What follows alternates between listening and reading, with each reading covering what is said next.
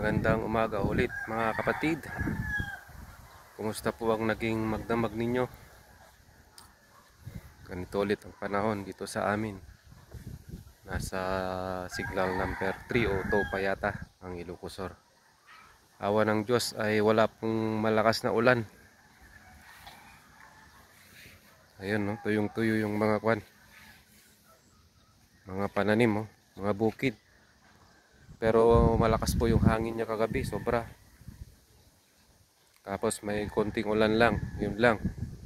Kaya salamat Lord, salamat sa protection. At safe ang mga pananim. Kaso nga lang yung tambayan namin, no? Sira yung bubong. So tayo dito.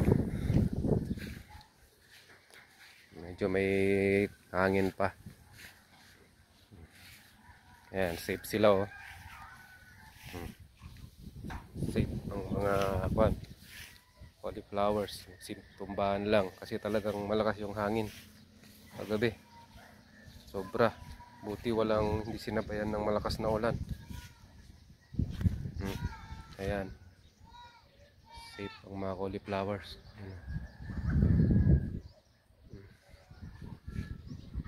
Ayan.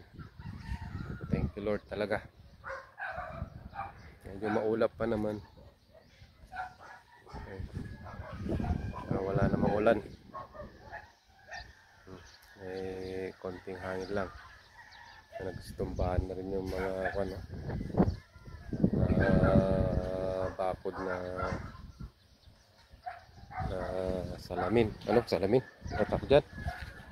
Pero ayan. Okay.